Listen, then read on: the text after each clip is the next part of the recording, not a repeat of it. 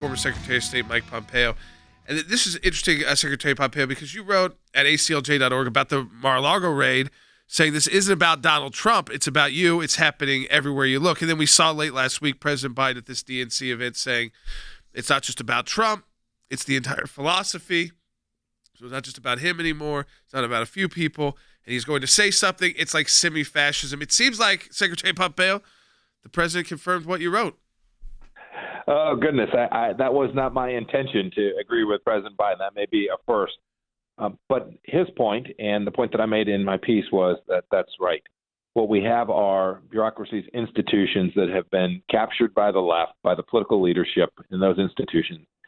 And they are now coming after all of us who have a conservative mindset. It's not just about chasing down President Trump.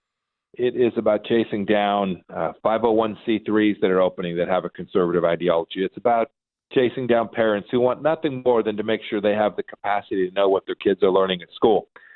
These are all things that our law enforcement agencies have taken on.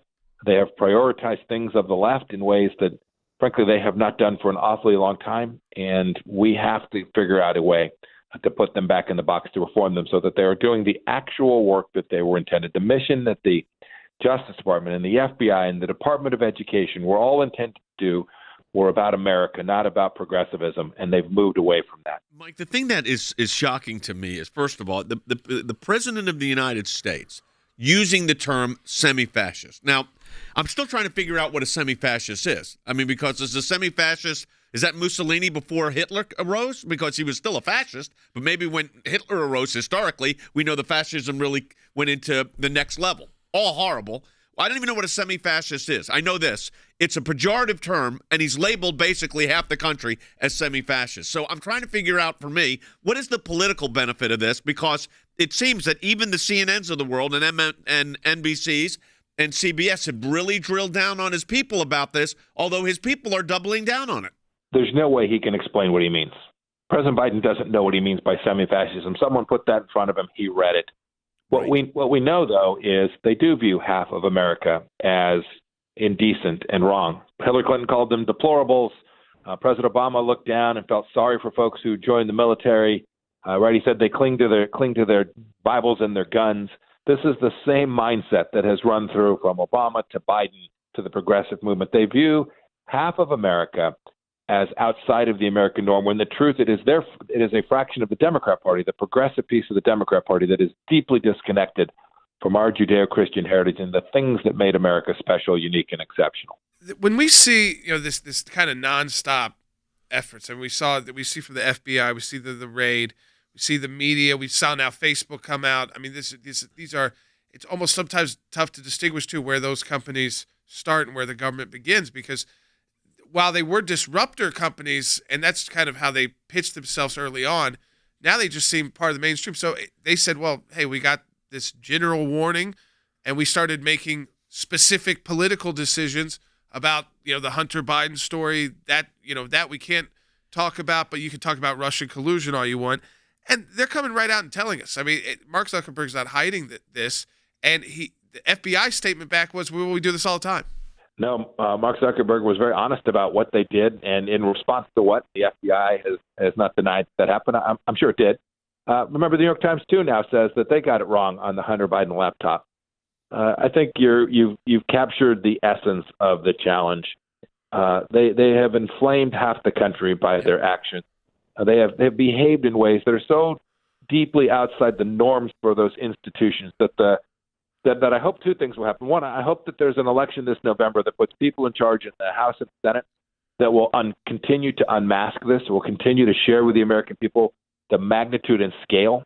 And then the next president, I hope the next president will take this as a serious priority to reform these institutions, not to make them conservative, but to make them American institutions that treat every human being the same and provide equal justice under the law, and are not constantly going after those of us who have deeply held conservative beliefs and deeply held religious beliefs. So, Mike, the amp up here of the actions with the FBI, unprecedented under the Department of Justice under Merrick Garland, where they execute a search warrant against a former president of the United States home over documents.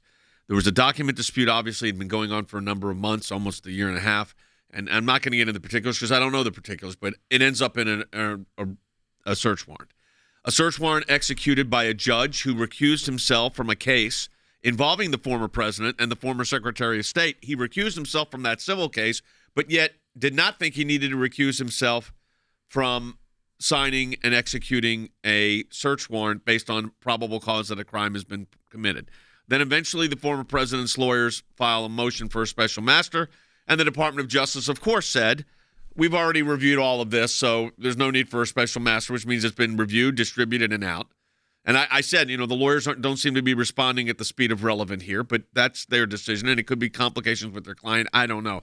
But I do know this.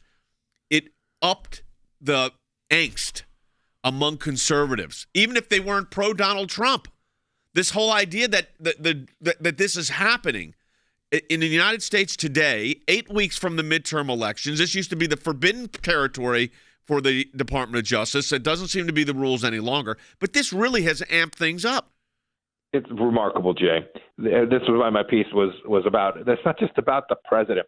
So it's bad. They may well have gone after Donald Trump because he was Donald Trump. But what we know is they have now thrown out the normative rules. They've thrown out the set of understandings that we have all operated on for decades. And so it's going to require conservatives to understand that and accept that these rules are now gone, that the norms that we all understood, that these institutions would operate within, are now out the window so long as this crew is in office. It's frightening, to be honest with you, to see the way that they executed a search warrant in a historic way, in a way that's so deeply different from how these things had been handled for decades in the United States, and haven't apologized for it and haven't explained it. Yeah, no, it's unbelievable. Secretary Pompeo, we appreciate you joining us, our senior counsel for Global Affairs.